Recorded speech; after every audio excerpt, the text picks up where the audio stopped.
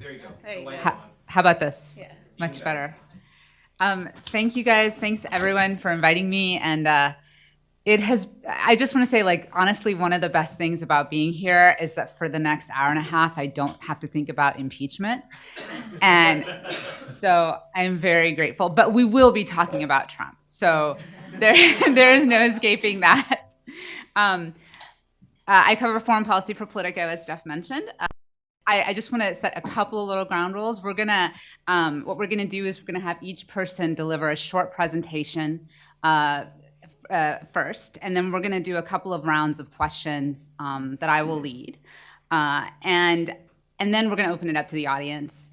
I just want to say I'm very strict about time limits. I want this to be efficient. So everybody, we're going to make this efficient. And I will cut you off if I think you're going on too long. And I mean that for the audience as well. And if you do want to ask a question, please make it an actual question, not a soliloquy. We just want to get your questions because we want to hear what these wonderful people have to say. So let's start with Professor Heckman, if you could. And I'm just going to briefly tell you, very briefly, his position. Friedrich Heckman is Professor of Sociology and Director of the European Forum for Migration Studies at the University of Bamberg. So, please. Oh, yeah. I thought you would read all this. No. But you're gonna set the scene for us. Okay. Yeah. Good morning, everyone. Comparing United States and Germany in the area of migration integration has always been, I really say always because I've done this for more than 20 years, a very productive exercise. And that's why I'm happy that we are here together. And I would like to thank AICGS for being able to take part in this. I was asked to talk about 4 points, a general approach that Germany is taking, integration of refugees, what has worked, what not, attitudes towards migrants and refugees, and the challenge from right-wing extremism. Now, first about the general approach. Recognized asylum seekers and refugees have been and are included in welfare state policies to ensure their integration. Openness of the central societal institutions to refugees like labor market, education, or social security system is a crucial aspect of this policy, and we call this general integration policies. To enable refugees to increasingly participate in these general institutions, special integration policies are needed, like, for instance, language and orientation courses. At the same time, the general institutions have been and are being prepared for receiving the refugees as new clients, what has been called in German interkulturelle Öffnung von Institutionen, intercultural opening of institutions.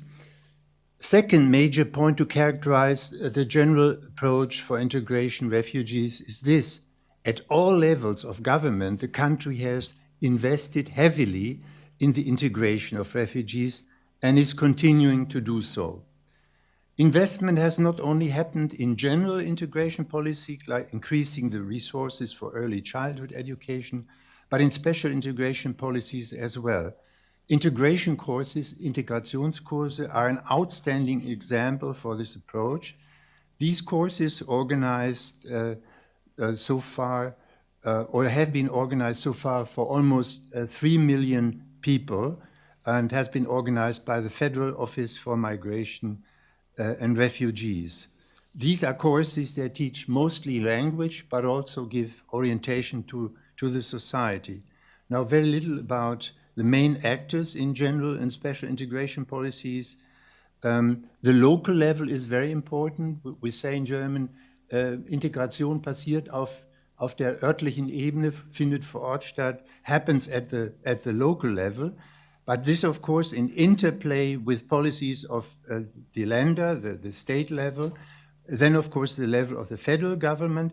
But even the EU has an important role, since, for instance, with its AMIF fund, funds a lot of projects for integration. Apart from governments, the very large welfare state or welfare organizations of civil society with tens of thousands of employees and volunteers are a main force in integration work, as are voluntary associations like sports clubs. Churches and foundations have to be mentioned as well as for important conceptual and practical work in integration of migrants. Summing up for the general approach, we could say Germany has mobilized and expanded the resources of the welfare state and of actors from civil society. What has worked, what not? Here, of course, it's a question of criteria. One criterion could be change over time. And we will hear more in detail in the next panel, for instance, regarding change over time in the labor market. And it looks like almost 40% of those who came in the time span between 2013 and 2019 are now in some kind of work, regular work, but also in practice or in some kind of paid internships. One could say this is better than a few years ago and better than with cohorts from earlier periods of when refugees came. But compared to the American case, it is not so good because at least with the resettled refugees, there's a very high employment rate, and in the policy there's a stress on work first as a motto, sort of. Another outcome when we talk about what's working is that language proficiency in this cohort has also improved in the last years, and that has probably been to be attributed to these integration courses. What has not worked? In relation to general integration policies, the existence of two classes of refugees is a major problem. Class A has access to general societal institutions. Class B has only in a limited way. Class B are refugees who have been denied refugee or asylum status or are persons whose cases are pending over longer periods of time. The Federal Office for Migration and Refugees has substantially accelerated its decision-making process, but the courts are now overburdened with their decisions on appeals. In relation to special integration policies and measures, their sheer quantity is astonishing. Several years ago, for instance, we found in a study for the city of Schwäbisch Gmünd, a town of 60,000 people, 685 measures of integration, all funded in some way or another.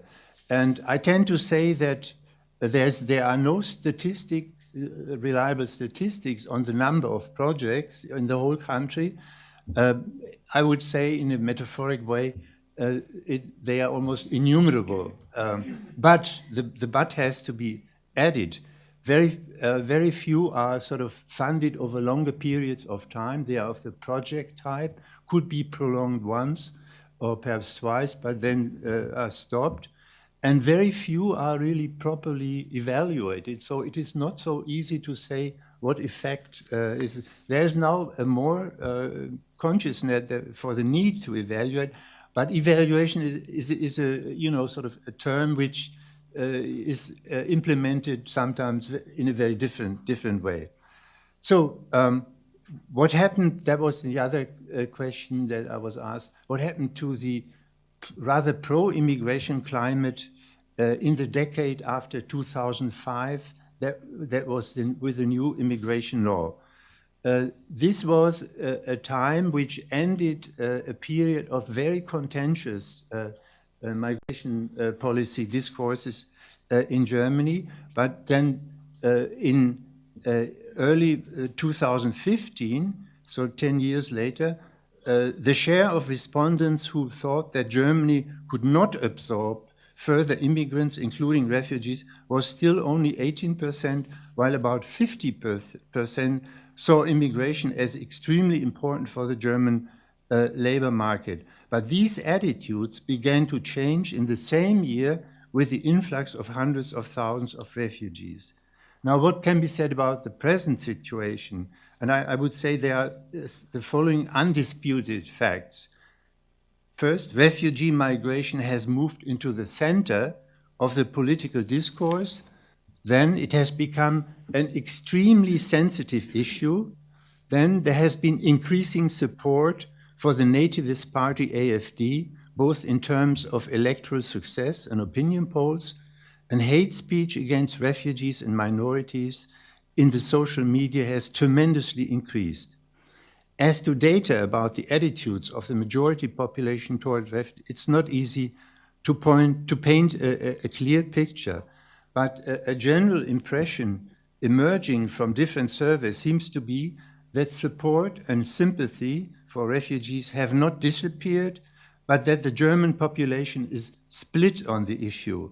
The very recent survey of the Bertelsmann Foundation finds a lot of skepticism in the population about the country's capacity to take in more refugees on the one side, but continues to say that a stable welcoming culture persists at the same time, despite the changed overall picture.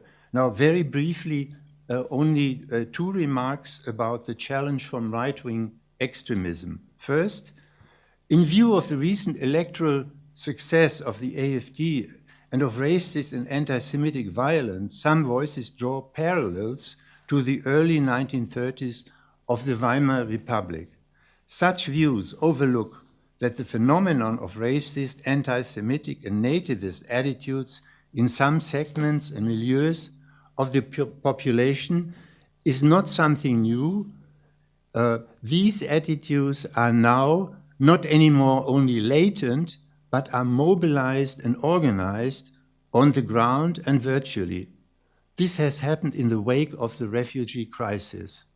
And to add, such mobilization and violence of this extremist attitude cluster in the population have occurred before in the history of the Federal Republic, mostly in the context of migration, such as the 1991, 1992 arson attacks and murder against Turkish migrants. Perhaps right-wing extremism has also somewhat expanded due to the new social media, but it is difficult to measure this methodologically. And very last remark, second remark, very different, and this is very important, I think, very different from Weimar, civil society, the relevant societal institutions and elites do not support right-wing extremism like in Weimar, but oppose it and counter-mobilize. Thank you. That was very helpful. Thank you. It was enlightening, and I think really helpful in some ways. So that's good. Okay, our next speaker, I'm going to ask Serap Güler, and Serap is the Secretary of State for Integration for Children, Family, Refugees, and Integration in the state of North Rhine-Westphalia, a position she has held since June 2017. That is a very long title. How do you? So please share with us your presentation. Thank you. Thank you. Thank you very much. Good morning. First of all, I apologize for my pronunciation. So if you don't understand something, please give me a sign. I will repeat it, and it will be also a good exercise for me. So ladies and gentlemen, thank you very much for the invitation, which I gladly accepted. I want to have escaped you that right now, the relations between Germany and the USA at the highest level of government are not without the ups and downs. So it is all the more important that across the political and other institutions, we carry on with our professional and personal dialogue and work with each other closely in the spirit of friendship. When Jeff Radke invited me a few years ago to come to Washington, I said yes right away for two reasons. First, because Johns Hopkins University and the AICGS have an excellent reputation in Germany and are well known for their extremely good work and outstanding research. Secondly, and to me this is just as important, I was asked to say a few things about my home state, North Rhine-Westphalia. in German we call Nordrhein-Westfalen. This showed me that the organizers had understood that when it comes to issues like migration and integration in Germany, it is not enough to look only at the national level. Those who see everything from a central government perspective only, sadly many do it, will fail to understand how immigration and integration work in the Federal Republic of Germany. Decisions made and action taken by state and local government are the key to success or failure of integration. This is especially true for the allocation and management of funding and other resources. Ladies and gentlemen, coming from a state politician and union minister for integration, he is the lowdown on immigration and integration in North Rhine-Westphalia. Some facts and figures. Of Germany's 16 states, North Rhine-Westphalia is the largest in terms of population and economic output. 18 million people live in this state, as many as in the Netherlands, for example. It was also the most important coal mining state. I guess you can share it with West Virginia here in the USA. 4.5 million people, that is 29% of the state's population, have a migration history in North Rhine-Westphalia. In other words, they came from outside the country or have at least one parent who did. In a number of large cities, the percentage of people from such immigrant backgrounds is just under 40%, whilst this figure may be higher in some neighborhoods and schools. With 1.5 million followers, Islam is the third largest religion in North Rhine-Westphalia after the Catholics and Protestant faith. In some schools, Muslims make up the largest religion group. Immigration has reached a record high in recent years. In 2016 alone, more than 200,000 asylum requests were recorded in North Rhine-Westphalia, an all-time high. People from Syria accounted for the majority of asylum seekers. Since then, the number of asylum applications has dropped sharply. Things are back to normal. And still, the period from 2010 to 2020 will go down in the state's history as the decade of migration. Now, which are the key features of North Rhine-Westphalia's approach to integration? In North Rhine-Westphalia, the mainstream political parties work closely with each other in integration policy. Between Christian Democrats, Social Democrats, Liberals, and Greens, there is widespread political agreement on the approach and also on the best way to handle naturalization and cultural and religious diversity. This consensus enables political debate to be held in a civilized manner. Yes, there are disputes and sometimes things get heated, but there is a consensus that immigration should not be a topic for election campaigns or political party maneuvering. The four corners of successful integration are: first, sound and unambiguous laws; second, efficient administrative structures; third, sufficient funding; and fourth, civil society cooperation. In 2012, North Rhine-Westphalia introduced a Participation of Integration Act. North Rhine-Westphalia along with the state of Berlin, was the first German state to put its integration policy on a sound legislative footing. Throughout the 54 districts and unitary authorities, the state governments today funds local integration centers, tasked to improve the organization of grassroots level integration efforts and to establish connections and networks. An all-encompassing council-run integration management system is currently under development. The state government of Christian Democrats and liberals has made sure that this infrastructure is given the proper human and financial resources. In short, we are spending seriously money here. For next year, for example, we have a budget for integration, not for the asylum politics, just for integration, about 110 million euro. Rather than opting for a top-down approach to government-run integration infrastructures, we prefer to work on equal terms with civil society and migrant organization, because they are a very important bridge for us. And third, integration policy is a policy for the whole of society. It's not a one-way policy, we call it in Germany. Es ist keine Einbahnstraße. For the longest time, Germany failed to acknowledge its role as an immigration destination.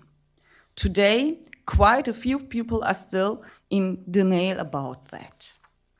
The Alternative for Germany, the AfD party, exploits exciting fears and reservations among the population with its openly racist policies. They blaming every problem on immigration. For example, also the climate debate. Yes, you laugh, but it's really true. To counter this rhetoric, we must promote a positive narrative. This is our job in the integration policy in North Rhine-Westphalia also. That is why we have launched a broad-based campaign in North Rhine-Westphalia. We call it hashtag Ich, Du, Wir, NRW, also hashtag I, You, We in North Rhine-Westphalia, involving community dialogue, social media initiatives, migrants telling their story, because they are a big or very important role models for us, appeals to apply for citizenship, and host of other activities. We want to make crystal clear that immigration is not a threat to North Rhine-Westphalia. Quite the reverse, it has always been and continues to be an economic and cultural gain. This is all the stance of our latest participation and integration strategy 2030. And before I close, let me draw a few comparisons with the United States. We have much in common, but it goes without saying that we are also things we do differently. What are the similarities? Well, our two countries are immigration destinations. The proportion of people born outside the country is roughly the same in the USA and Germany. Both countries benefit greatly from immigration and from cultural diversity and economic vigor that immigration brings. The big difference to the USA is a cultural one. But the naturalization ceremonies are a case in point. People sing anthem and receive their American passport with tears in their eyes. Such celebrations are not that widespread in our country, although it has been getting better in recent years. Still, German passports are often just handed over like a driver licenses. Naturalization in Germany could be a little more American, a little more cheerful, and we can still learn a lot from you there in this point. Let me once again thank you and tell you how much I'm looking forward for the discussion. Thank you. Thank you so much. Fayrouz Saad is the Executive Director of Global Michigan, where she leads Michigan Governor Gretchen Whitmer's administration on matters of immigration. Her office also advises the governor on matters relating to new Americans, immigration policy, and enforcement of federal immigration laws in Michigan. Fayrouz, please. Thank you. Well, good morning, everyone. Thank you for being here with us this morning, and thank you to AICGS for inviting me. This is a really great opportunity for me. My perspective on this issue is actually in a few different contexts, which I'm going to get to hopefully today. So I'm going to try and kind of, given everything that was discussed, and I definitely see a lot of common themes and similarities, but try and kind of place this issue in a U.S. context and then bring it home a little to the state and local level in Michigan, particularly with my experience. So, and I should say, prior to my existing role, I served for Detroit Mayor Mike Duggan as his first director of immigrant affairs, in which I also led refugee resettlement within the city. So, and then prior to that, worked on larger national immigration policy for President Barack Obama. So I have kind of a varied perspective on this issue, but most recently as a practitioner. So I myself am the daughter of immigrants. My parents kind of came here through some traditional immigration pathways, not as refugees, although many in our family have come as refugees. And so for me, this issue is very personal for so many reasons. I've seen how people are directly affected by both the policies put in place at the national level, but also what happens when there is a lack of resources and a lack of kind of services put into thinking about integration within our states and localities. So that's kind of what brought me to this work and brought me here. So in 2015, I actually started as Detroit Mayor Mike Duggan's director of immigrant affairs. And it was a very interesting time. It was still the Obama administration, which was a much better time, if you ask me, but nevertheless. And the president had just declared that we would be raising the ceiling on refugees coming into the U.S. From what was traditionally about 70 to 75,000 on average to at least 85,000, 10,000 specifically to come from Syria. And this was at the height, of course, I'm sure many of you remember, of the Syrian crisis. So this was an interesting time to be doing this in Detroit because in Detroit, we actually hadn't resettled refugees within city limits in about 5 or 10 years. And so while the state of Michigan had seen a number of refugees and had done resettlement, Detroit itself had not. And so we actually had to make a case with both the federal government and our local community on why Detroit was apt for resettlement. Because of many reasons I won't get into, the prior years, the State Department had a ban on resettling within the city of Detroit. I'm sure many of you might be familiar with what's gone on in Detroit in the last few decades, mainly kind of in economic reasons and feeling that it wasn't the best for resettlement. Another reason was because there are essentially two types of refugees, and the overall, we refer to them as family tie visas and no tie visas. So refugees who are coming in with some sort of family connection within the U.S. and those that don't have any family connection and no relatives within the U.S. So those that are coming in on family ties, the family is responsible for helping them resettle within their within the locality. So because of the economic hardships in Michigan and in Detroit, we were largely only seeing those with family tie visas, and they were largely not within the city of Detroit. So this was still a great opportunity for us and a challenge for a number of reasons. But we really saw it as a time to be able to support the president and be able to support this humanitarian crisis happening across the world.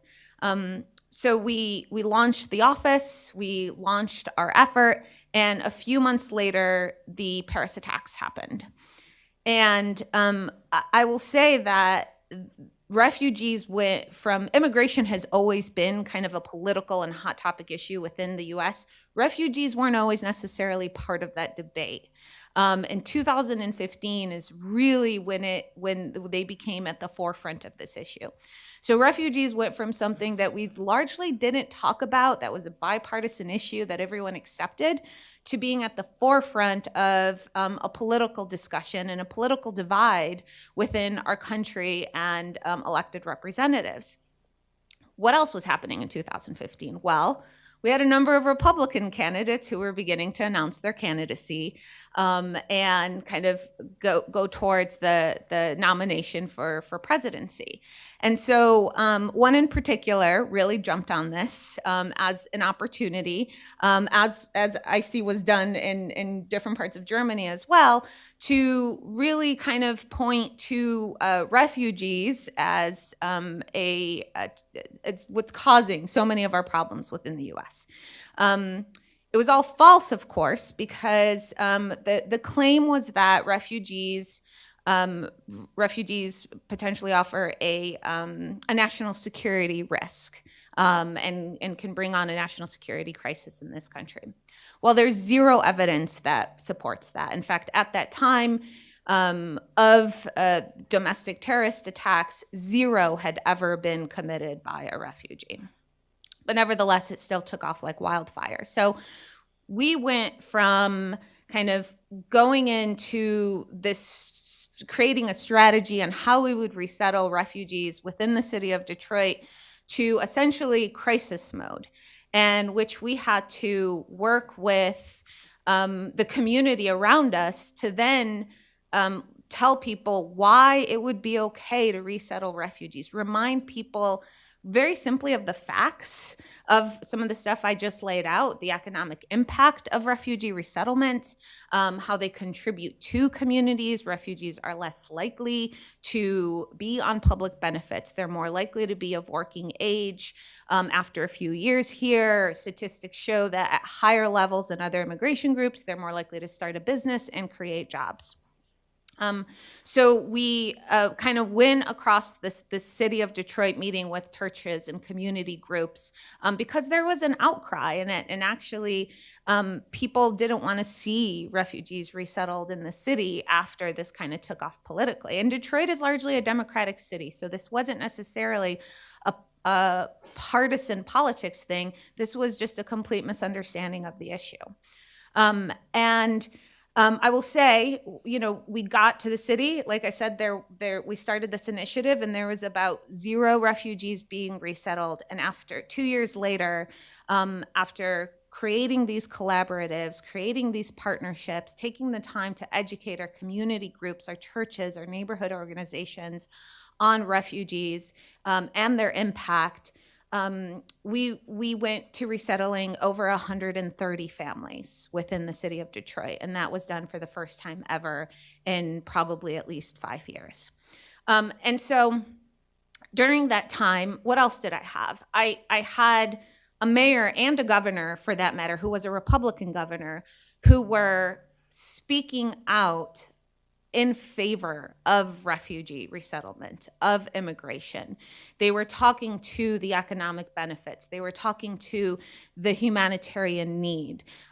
They were talking on all aspects of this issue, and frankly, very vehement in their response. They weren't backing down. And so nevertheless, they said, we are going to do this because it's the right thing to do.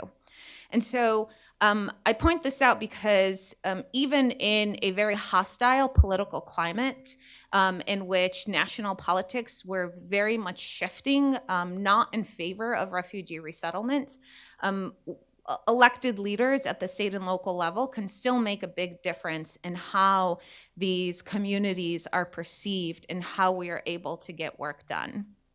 And so that is why I continue to do this work at the state and local level, because regardless of what's happening at the national level, regardless of the president that's in place, there is still a role for our states and cities to play in advocating for immigration largely, certainly refugee resettlement, and then beyond just that, then taking the time to ensure that we're investing in resources that allow for proper integration, both economic, socially, and culturally. So some of the things that we've done in Michigan that we've seen work really well, first of all, within the city of Detroit, we created a working group of experts who have worked on refugee resettlement and put together a strategy that addressed the challenges to resettling. For those of you not familiar with the resettlement process, essentially, once the State Department works with a resettlement agency on the ground to resettle them in a state or community, they essentially have more or less 6 months to become employed and be able to essentially be self-sufficient. So that's not a lot of time. Many of them don't come with the language skills necessary. Some of them, even if they are high skilled, aren't necessarily always easily able to transfer that to a US job. But they still have this requirement. Now, they still qualify for some benefits, cash assistance and healthcare and so on and so forth. But after 6 months, they're more or less on their own. So that is why within the US, even though we really try and work against kind of bundling of refugees in small, within neighborhoods or within apartment buildings and things like that, we still look towards where is there already an existing infrastructure and community that can help support the resettlement process. So Michigan has, in the last decade, been the 4th largest recipient of refugees. And a big reason for that is because of the infrastructure. Now, over the last decade, up until the Muslim ban, we were seeing a number of refugees coming from the Middle East, largely Syria and Iraq. And in Michigan, there is a large population of Middle Easterners, Arab Americans, and so the infrastructure is there. And so because of that, we were resettling a high number of refugees. So we really look towards where the communities already exist and resettle refugees within those areas so that there is a continuance of a support structure in place. For example, for a while, we were resettling those from the Congo in the Detroit area, and they were moving out because there wasn't a population where they were. So it really works against the resettlement process to not look towards resettlement in these communities. Secondly, Getting close. Yeah. So I'll wrap up. Essentially, we looked at the economic, the social, the cultural, and the kind of civic engagement aspect of resettlement and address these as much as we could in every light. So also within the state of Michigan, we created a program called the Michigan International Talent Solutions, which works with high-skilled refugees and other immigrants to help translate their foreign license or education into a job within the U.S. So if you're a doctor and unable to practice as a doctor, you can still potentially practice within the healthcare field. And so it's just really kind of creating some programs. So it's beyond just going that we must kind of have a national narrative and ensure that we're being supportive and we're talking positively about these communities. You know, government really needs to kind of step in and put in resources to helping with the integration process at all of these levels. So I'll just stop there. Mm-hmm. Thank you all so much. In fact, you answered all of my questions. So, no, I'm kidding. I have some good ones. Professor, let's start with you. A few weeks ago, I was part of a group of people here in Washington who met with a German politician. I can't tell you who that politician was. But we talked a lot about the migration issue.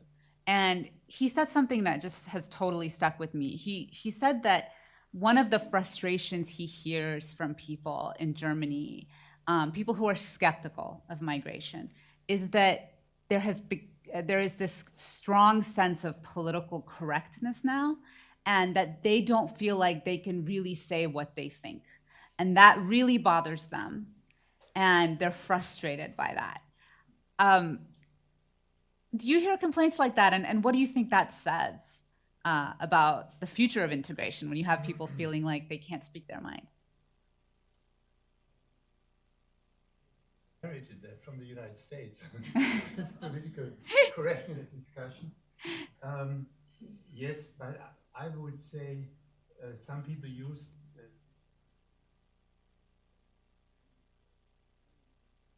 man darf doch mal sagen, it should be allowed to say something, and then usually some kind of national.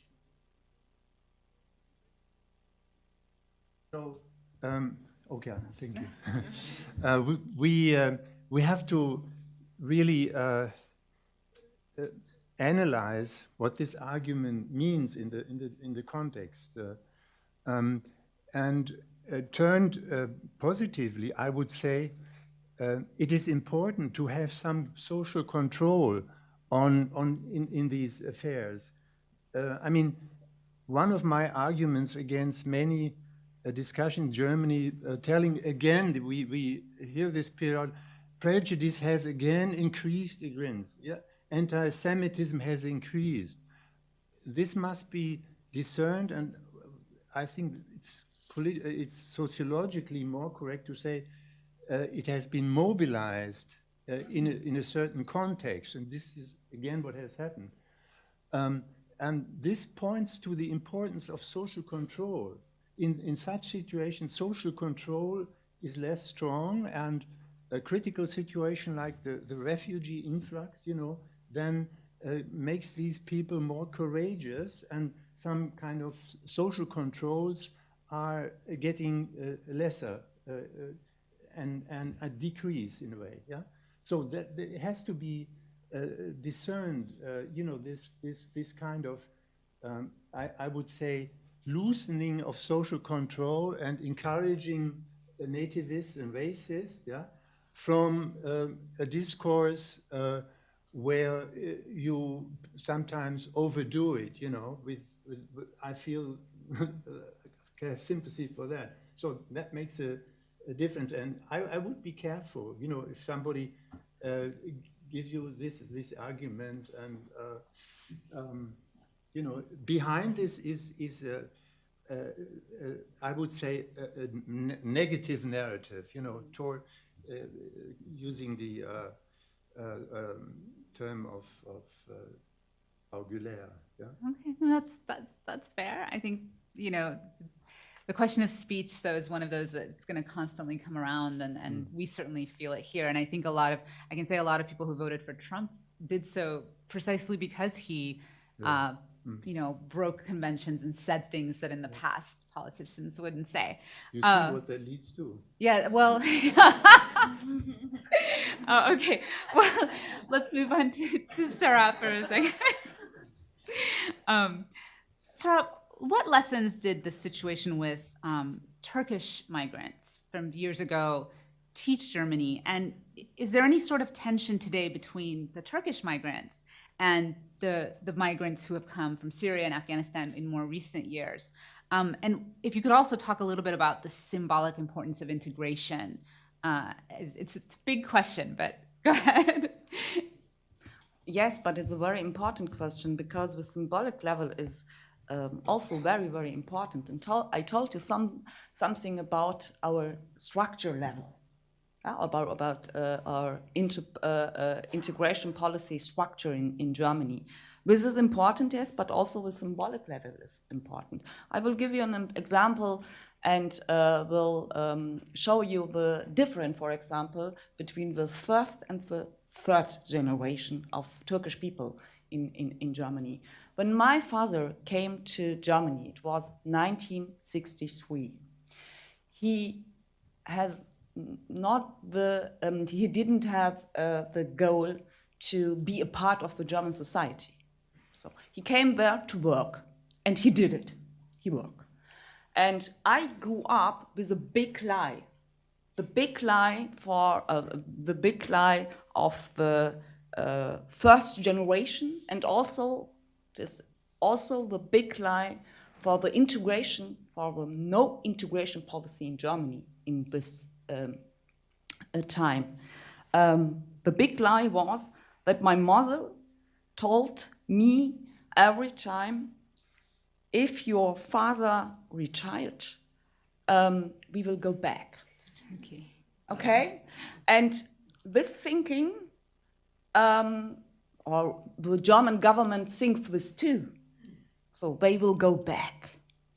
So they will not stay in Germany, they will go back. For example, in the 80s, we have Turkish classes in schools. Turkish classes with teachers from the Turkish general consulate, not German teachers. Because the thinking was, oh, they must learn German. So it's comfortable for them if they don't learn German, because they will go back, and it's better to provide them for the reintegration, for their reintegration to Turkey. Okay, but it was a big mistake, but we know it now. It was a mistake, and in this time, we think, oh, it's comfortable for them, it's comfortable for us. They don't learn German. And back to my father, he's 80 years old now, and he still lives in Germany. So because of that, I say it was a big, big lie. And but with thinking, so we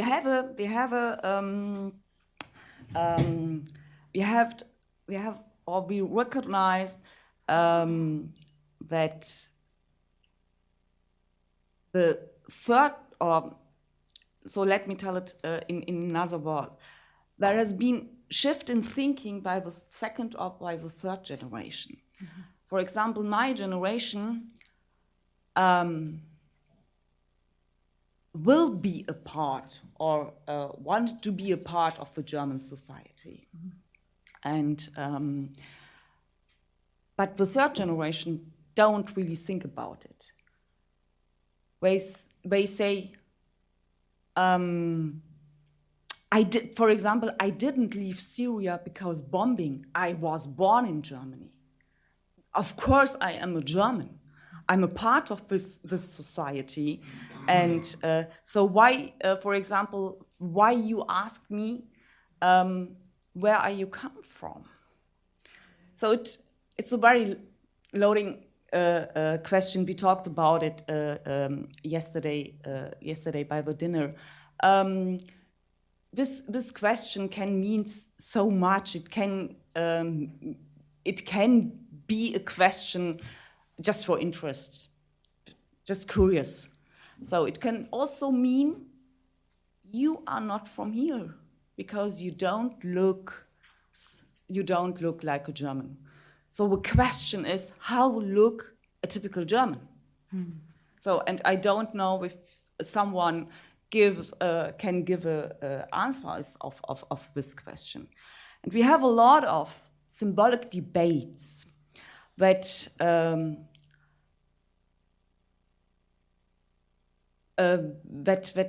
have the effect that we sometimes move back. So we can take a lot of money and spend it in the infrastructure in integration policy. But if we also have debates like why the third generation doesn't want to say that they are German, or why they don't don't want to give up her old culture. And this is one of the aspects that we have, that we are changing, or let it say me in other words. We moved forward in our integration policy, but we cannot accept, or we are not able to understand that the third generation grew up in two cultures, and give up one of them. They don't want to give They up. don't want to They want give to up have one of them. Right. And we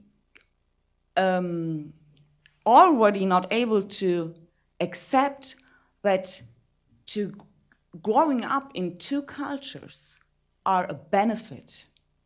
So we couldn't accept this, and we show this in a very open way. And so we have the situation by the third generation now that they say, okay, if you don't accept me, so I also don't accept you. And this is a big challenge for the integration policy, because for a long time we thought that the integration will be automatically by the third generation. And now we recognize it isn't so. It isn't an automatically process in integration. So the integration from my father was really better in some points. Okay, he already not speak the German language, but he has not he don't feel that he is or in other words, he loved Germany. He really loved Germany. He have a good relationships with Germany, because he say every time, oh, Germany gives me the biggest chance in my life. Right. So, but the third generation thinks, no, they didn't. I was born here. You must open me with all the doors. So it's very natural for me. It's because I am a German, and I am the part of this land. Well, let me ask a quick follow-up. Do you feel like that the Germany has learned the lesson of the Turkish situation and is thinking differently now about the migrants that are more recent? Are they looking at them and thinking they're going to stay, or are they thinking they're going to go back home? I mean, do you think the lesson has been learned? Oh, I'm not sure if you can answer with yes or with no of this question. It's both. it's both. We have a part of our society who already thinks they go back because they don't belong to here. And we have also a part, and I would say this part is bigger, that really learned. Or they accept a lot of things. But it's very human, to speak more about the problems, more about the challenges. Migrants do that also, like the German population. German population, I would say. The big problem in our integration debate is that we don't give big space for all the role models, and we have a lot of role models. And the role models are very important. For example, my generation, I was born 1980 in Germany. I don't really have role models from my community. Our role model was, we have just one.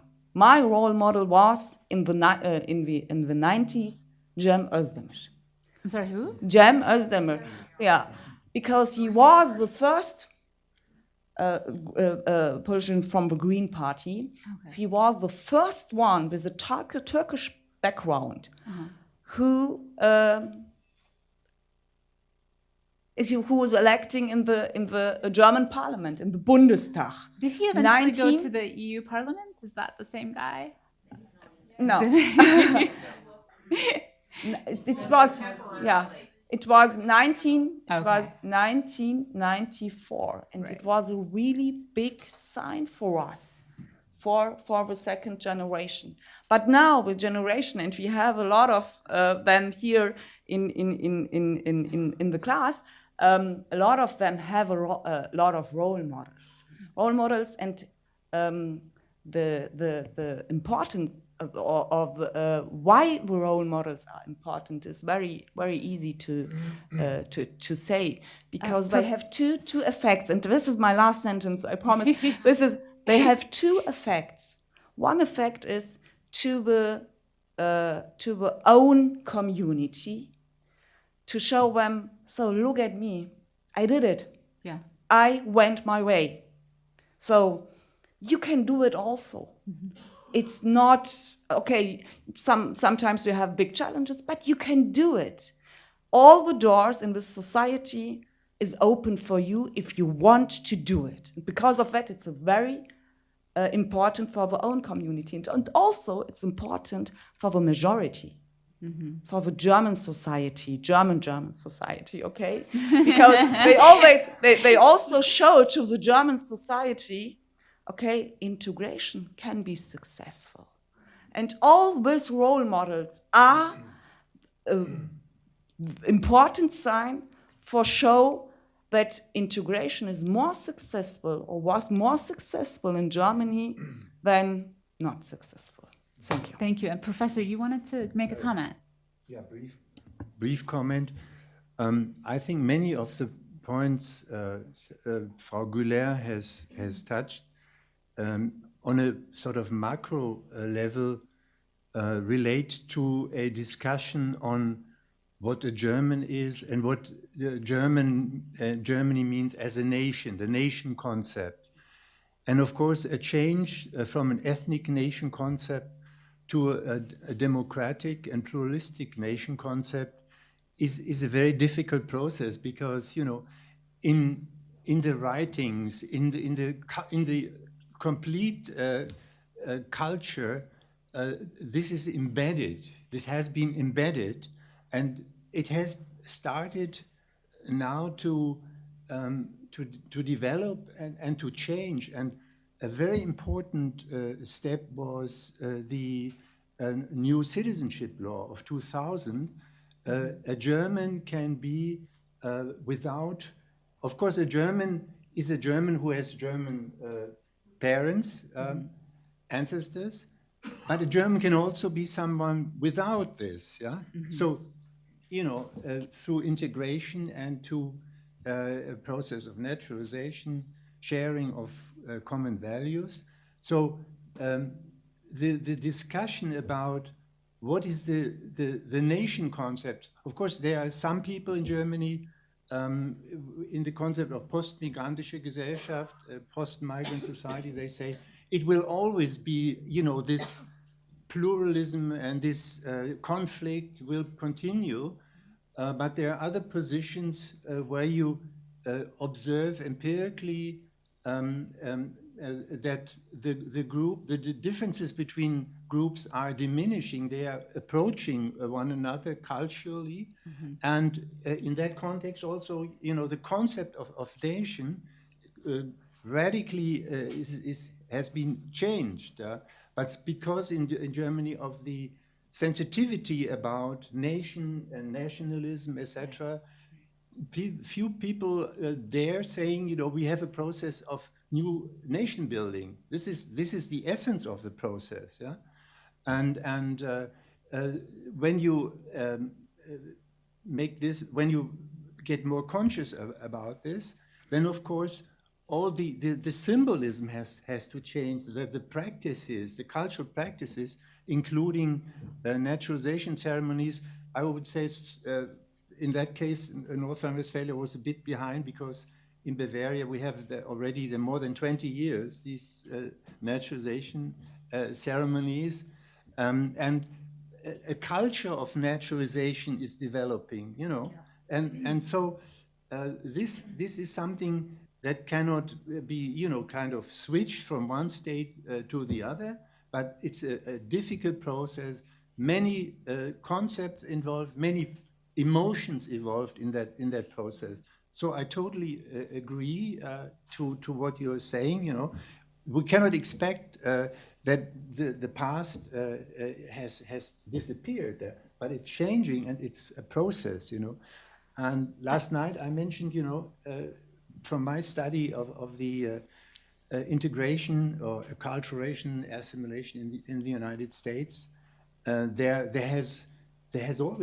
have been many difficulties, and there has been lots of nativism as well in this country, and what we kind of perhaps approach to in Germany, and what has been reached much more in the United States, is something that Richard Alber has called, and I mentioned this in my paper, symbolic ethnicity. That means it's still, sort of your past, your cultural past, you remember it, but most important decisions in your life, how you work, who you relate to, who you marry, are not sort of determined anymore by your background, yeah? So, say last night, we had... There was a dinner last night, Yeah. in case you guys are wondering, and if you didn't get invited, sorry. Yeah. Go ahead. Okay. Who is a German? Somebody asked in the Midwest, and many people raised their arms. Yeah. But that is symbolic ethnicity. Yeah. You somehow relate to that in a nice way, and I think that we have an opportunity. That ethnic backgrounds as a definite marker is more and more developing into some kind of symbolic ethnicity, in connection then with a new concept. That means a new concept of belonging. Yeah. Well, I'm just going to make 2 quick points on that. It's very interesting that you're talking about how Germany is moving toward this system, whereas there are actually efforts now increasingly in America to get rid of birthright citizenship and to kind of move backward. The other thing I want to also point out is, this idea of where you're from. I often travel overseas, and when I go overseas, people ask me, "Where are you from?" And increasingly, because I've gotten frustrated by the question, I'm like, "I'm American," and they're like, "Well, wait, no, where are you from?" America, and it's kind of driving me crazy. But then they push me, and these are people from other. Where you are really from? Yeah, where are you really from? And I'm like, I'm American. I'm Texas. What can I say? So let's go to. Very briefly, because we have a woman with a baby who's kicking hair, and the baby is like, give my mother a chance. I think the problem is not to question where are you from. The problem is when someone who asked this question don't accept the answer. Of course. So if I say, or is my when my answer is I'm from Cologne. Yeah. So, and they don't accept it. Yeah. There the problem begins. So just okay. Fair enough. Although I do think some people, it's more out of curiosity than venom or anything. Firuz, now you talked a bit about the Trump effect. You didn't mention his name, but I'm going to mention his name. We all knew who we were talking about. Yeah. But I want to know, how do you tackle the idea of educating a community about the realities of migrants and refugees when you have a president with such a large megaphone, and that it's going to get bigger as the campaign comes, and I'm telling you guys now, I know this, like immigration is going to be a major theme. He's probably going to try to cut the refugee program again. How do you educate people when you're up against that type of information backlash?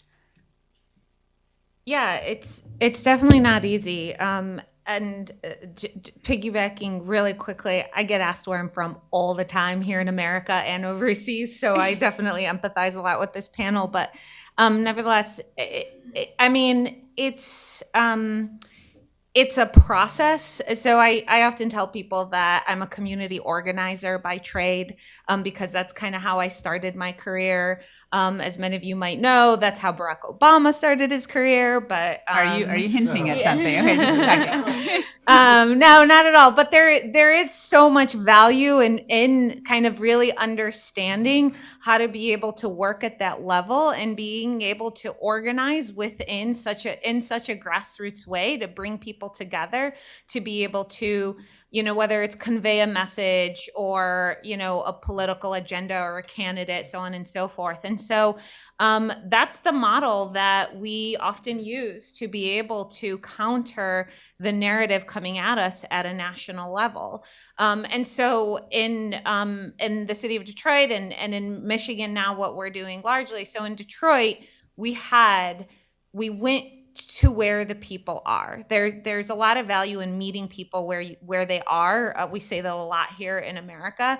And so we went to them. We went to their neighborhood organization meetings. We went to their churches. We had those discussions with them. And really, another thing we're battling a lot here in America is facts, and making sure that people understand facts versus really outright lies sometimes. And I talked about it earlier, in that the Donald Trump and his candidacy and others tacked onto it. Many of the other candidates did the same. They saw it working. They were pinning refugees as terrorists, as criminals, as all of these things, and the facts just did not support it. They also went on and on to talk about how they're taking away our resources, they're absorbing, we don't have the capacity to have them and bring them and provide for them, when again, the facts just did not support that. And you brought this up last night at dinner with the as well, and that's why you've seen. It was a great dinner. Yeah, I'm sorry. For those of you who missed it. but that was the thing. Whereas at first they were pushing all this like non-fact based information at us, and to justify scaling back on the refugee program, and essentially the judges, national organizations, and others that do this work came back and said the facts don't support it. And that's why they shifted and now are just kind of changing the narrative. You don't hear them talk about refugees as a national security crisis anymore. And so facts are very powerful, and it's very, very hard to counter someone like Trump. But I do believe that there's an opportunity to do it at the state and local level. And so at the statewide level. So you'd see it was effective within the city of Detroit as some of, our most kind of granular level of community. Within the state of Michigan, now we're having those same conversations, is how do we begin to change the narrative? It's really helped that we had a Republican governor and now certainly a Democratic governor that are using their platform to be able to kind of speak to these facts and kind of put out statements against like the Trump recent refugee resettlement presidential determination. but we have to do more. And so we're talking about leveraging storytelling. How do we get out there and tell the stories of our immigrants and refugees? We have a number of economic reports that we've put out. Refugees in Southeast Michigan alone contributed, I think, close to $300 million, over, close to 2,000 jobs over the last 5 to 10 years. And so this all helps us in kind of making those small steps forward. And so while it's cumbersome, imagine, if the city of Detroit is doing it and the state of Michigan is doing it, imagine all cities and states are doing this across the country. And they are. You don't have to imagine, sorry, because it's happening. And so it does make a difference. And I say as well, and that's why we have to continue to persist and speak to the facts and not be afraid to kind of counter this messaging that comes at us, whether for us Americans, whether it's at Thanksgiving dinner, with our relatives who we're very uncomfortable with because they're Trump supporters, or our friends or Facebook friends. It really does make a difference to continue and not normalize a non-fact-based narrative. One of the things that's striking about, I think, this era we're living in is that it really, really drives home the point of how easy it is to tear something down and how hard it is to build something. And so, it's with one tweet, with one speech, a person in a position of power can rip apart a narrative, can just completely change the scene. But you guys, it's going to take years, really, to repair that type of damage with the facts. It's the old saying of a lie has run all around the world at least once before the truth has even laced up its boots. So I want to ask each of you the same question, and then we're going to open it up to the audience. And my question is this. What is a question about this whole issue that you think is unanswered still? So I'm asking you to ask a question that you feel like you still haven't gotten the answer to. Does that make any sense? Who wants to go? Elaborate a bit on that. I want to know, what do you think is a question that you feel still has not been answered when it comes to the issue of migration and integration?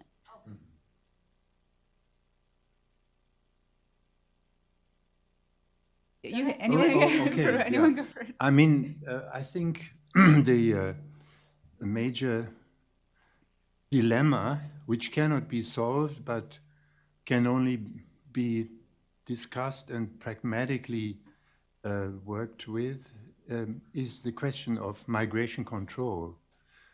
I mean, for instance, European asylum law allows practically everyone on this globe to go to the European borders and ask for asylum. No?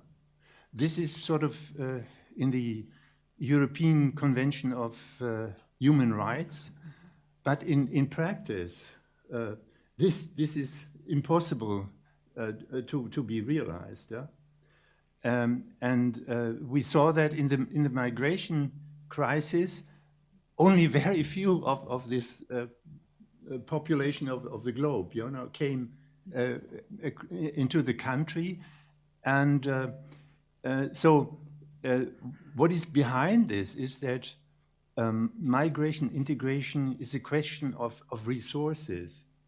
What kind of material resources do we have, but also what kind of mental and psychological resources a society has to accept, people with other cultures. Right. So on the one hand, you have this humanitarian approach to the question of migration control.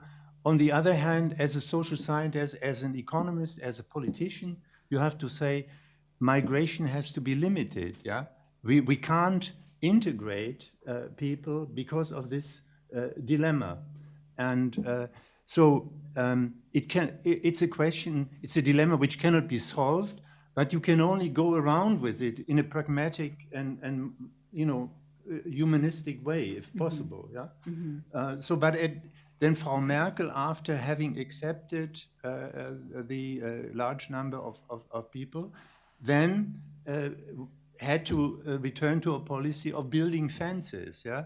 And the EU, on A the one wall, hand, just to be clear. It's a wall. a wall, yeah, yeah. And the EU has long accepted, for instance, 10-meter high walls or fences, yeah, that the Spanish have erected in their territories in North Africa. And this is completely against European standards, yeah.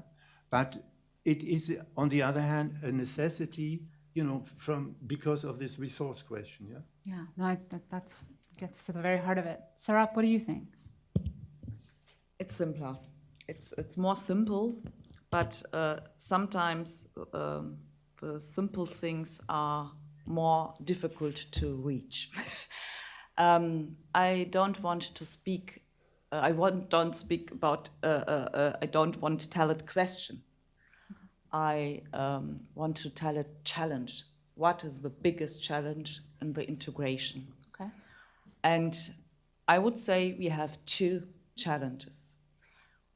The biggest one is in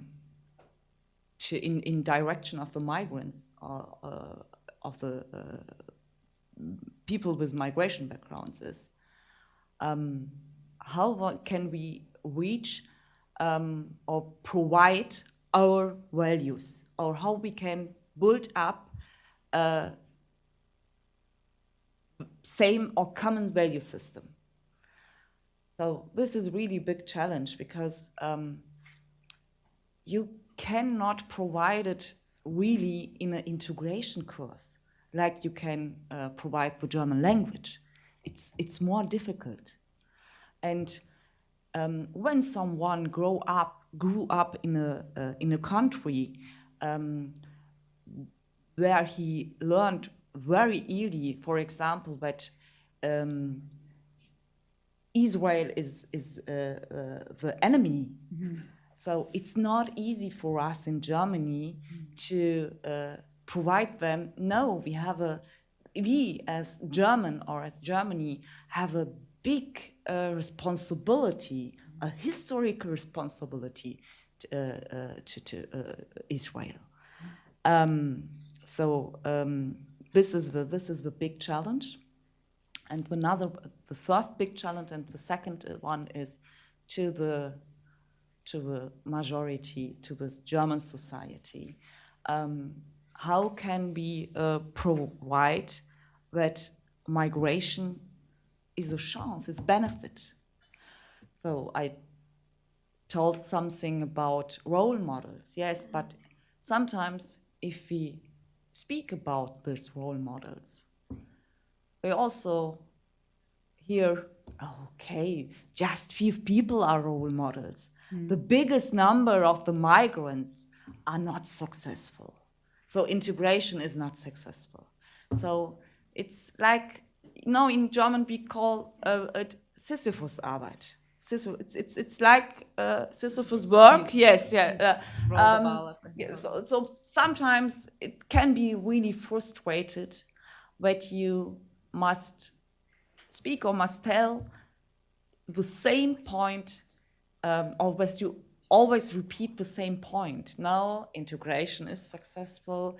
We have a lot of benefit of them. We have a lot of benefit with by migration. And I would say this both are the biggest challenges when we speak about integration or migration. Those are big questions. And Fairu's just informed me that she agrees with the both of you. So it seems like you covered it. So let's go to audience questions.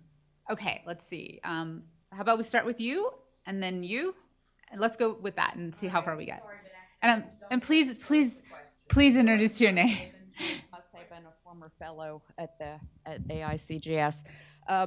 I'm so grateful that you mentioned the citizenship law, which is point one of the paradigm shift in your question, German attitudes. The second paradigm shift was that it was a CDU chancellor, Angela Merkel, who convened the first national integration summits and introduced the first national integration plan in 2007. And after the draconian policies of Kohl that led to that unprecedented violence, 91 to 93, that was miraculous. But the third thing is, while the children of guest workers are in the third and the fourth generation, so are the Germans. We're acting as if the Germans are still the same people that we had 40 years ago. The baby boomers, for gosh sakes, are in their 60s and 70s. So the question sort of to Herr Heckman coming out of all this is, isn't the really big challenge to change the damn Schengen provision that got picked up in Dublin that says only those frontline countries become the place where they apply for asylum? There are countries that would be willing to take them, but if they can't get out of Greece, if they can't get from Lampedusa to Italy and move somewhere else, if they can't get out of Ceuta and Melilla in order to beyond Spain, isn't that the biggest challenge we have right now, or unanswered question? Thank you. Very good question. Professor, what do you think? Yeah.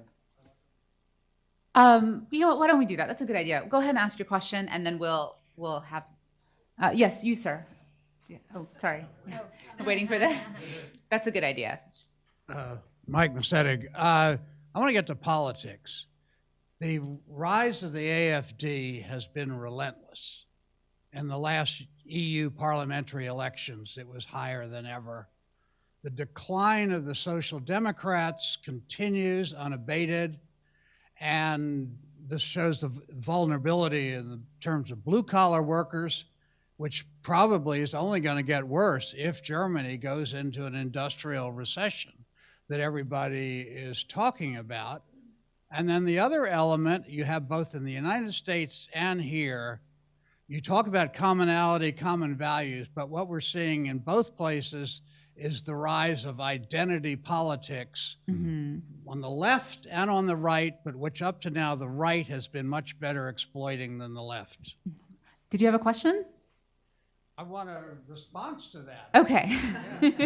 Professor, why don't you tackle the first, if you could, and Saraf, if you could tackle the second, but you know, we'll play it by ear. Actually, I think there are two themes in what you were saying. First one, I totally agree. The history of the Federal Republic for generations and decades has been a history of integration of different groups. So who is a German has been defined differently, and in terms of, you know, the people who make up the German nation has been continuously changed. It started immediately after the war with 11 million people who were mostly of German origin, but who had to be integrated, yeah? And people from East Germany, asylum seekers, guest workers, and et cetera, et cetera, et cetera. The history has been a continuous history of migration. So Germany has a tremendous experience at all levels with integration, yeah? So totally agree to that, and so we continue this history of the Federal Republic as a history of continuous integration of new groups, yeah, and on the whole, a successful integration, yeah. The second point that you mentioned is the question of Schengen. Why does Schengen not function? It doesn't function because it's unjust, yeah. It puts the burden on the so-called front states, yeah. And of course, when Schengen was signed, the migration question was a minor question. The numbers were low, so yeah, sure. The wall was still up, and on the whole, the numbers at that time were rather low, and so this was not an issue. The numbers could be kind of easily, you know, sort of integrated, but so Germany is the big winner from the Schengen agreement, and Italy and Greece, who are countries anyway who have lots of problems, yeah, have to take the main burden, yeah. So that's a major conflict in the EU, and it will continue to be so because it's basically unjust, and it threatens the solidarity within the EU. Go ahead, please. Identity politics. Okay. You told about the second, third, fourth generation and said they are Germans. Yes, that's true. But unfortunately, not everyone share this point or have the opinion that they are Germans. So you have yesterday during the dinner, we heard, the dinner, that There's you chicken, it was you have a great. test, you have a test here in America, if you want to get the American citizenship. So in German, a lot of young people feel that this test will never end. You have not just one test for the German citizenship. You have all your life is a test. So maybe it will be a little bit clearer if I give you a very concretely example. Last year, we had a very big and very long debate about a photo, about a pig. This Mesut Özil, I don't know if someone here knows him. He was a national soccer player and foolish enough to make a pit with the Turkish President Erdogan. Yes, I also said it's foolish, but that's it. It's foolish. So it's not a reason for me, or it was not a reason for me to make an integration debate. So, but that was what we made it in Germany, a big integration debate. Wow. And we have this pig. This is just one. This is just the first pig. We have also a second pig, but about the second pig, nobody talked. The second pig was with Lothar Matthäus. He was also a national soccer player in the 90s, in the 90s. And he took the pick, not with Erdogan, with Putin. And I must really say, I don't know really the difference between Erdogan and between Putin. But about the pick with Lothar That's a burn. Matthäus. Go ahead. Yeah, so about the pick with Lothar Matthäus, nobody talked in Germany. So a lot of young people say now, so you can be a soccer player in the national team in Germany, but at the end, you are just a Turkish guy. So you cannot make mistakes. And if you make a mistake, so they put you down in your Turkish case. You know what I mean? So, and this kind of debates are really problem, why we have not the opinion or the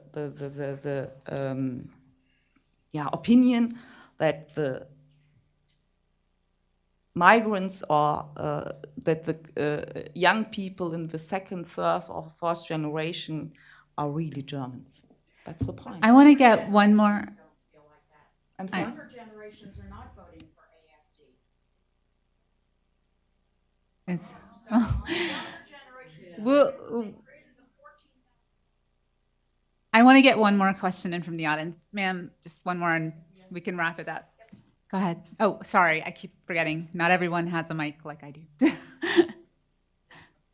And please identify yourself. Yeah, Karen Johnston, American University. If I may say one thing, everyone here, many people know Ann Richard, right? Former Assistant Secretary of State for Population, Refugees, and Migration.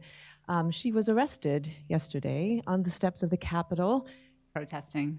protesting and showing her concern for all of the efforts that she made to increase the number under the Obama administration of resettlement of refugees in this country. So there's a Newsweek article she wrote, sort of an essay and something. So I would encourage people to look at that and say, these are the consequences I'm afraid of people who raise these concerns. Anyway, my question relates very specifically to Fairouz about if there is this kind of intransigence and nothing happening, and in fact the pushback on the national level. You've said that there are lots of state and local activities. So if you can't do anything at the national level, are there sort of state-to-state collaborations on things? Congress is not any help either. That's one thing. And actually for our Germans, I'm struck by the issue, and perhaps you might know something about the safe third country agreements. I see the same problems in the European Union as in the United States, this question of non-refoulement in international humanitarian law and the consequences of how you deal with those issues in a much more humane manner than we see. We have only a couple of minutes, so I ask everyone to be really brief. I wish we had more time because I think this is an amazing discussion. But just once we finish, I want you guys all to know that we will reconvene at 11:15 after a brief coffee break. So go ahead, why don't you start, Fairouz, and then. Sure. So there are actually collaborations of city mayors and now state governors that have come together. It's so it's I think when the city level, it's been called a number of different things. It actually started out of New York, and cities across the country that are doing this work or have some sort of effort or program and can't actually investing in this work have collaborations in which they come together to collaborate. That's now also being done at the state level as well, in which a network of governors who specifically have offices or individuals who are, again, doing this work programmatically who come together. There's a national organization called Welcoming America, which now has mainly focused their efforts on like the local municipality level in organizing cities, counties, and sometimes kind of less elected bodies, kind of working in rural areas and things like that, to kind of work on kind of promoting better integration practices, economic integration, kind of sharing of those, but also trying to push out a more positive narrative. Because the thought is that, again, if we can kind of change the message at the grassroots level, eventually it'll work its way up so that a Donald Trump narrative doesn't gain the traction that it has had. So that's kind of the thinking and some of the efforts that are happening. And so I definitely encourage you to kind of look some of those up, and each of them kind of holds their own conferences every year as well. Thank you. And Professor Friedrich, if you could talk about, do you feel like you could talk about Safe Country? Yeah, just. I don't feel like I know enough about it. It is just. Oh, yes. Oh, sorry. The safe country, country of origins that are safe, their definition, this is one way of dealing with this migration control dilemma.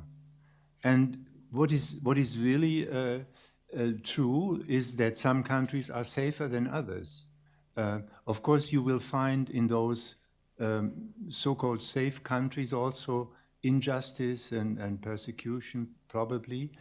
But I think in a way this is something that must be pragmatically accepted. If you want to remain a country that accepts asylum seekers and refugees. Yeah. On a closing note, if I could just say, what's stunning about this is, the cause of so many of the migration problems. I mean, first of all, there's the economics, but also there are conflicts, there is war, there's all sorts of terrible things. But the thing that we didn't discuss, and it's always worth keeping in mind, is climate change and how that's going to exacerbate migration conditions in the future. And the thing is, it's funny, you were saying that, back then they didn't think about migration as a major problem when it came to Schengen. And so one of the things I think we need to do today is think about the things we're not thinking about and ask ourselves, in the future, what is going to cause a problem that we need to be ready for? And for all we know, it could be aliens landing from outer space, or when the artificial intelligence takes over, who knows? But I just think, we have to try to be more imaginative and more creative. I hope you guys had a great time. Please, we'll reconvene at 11:15. Thank you so much. I really enjoyed this. Thank you.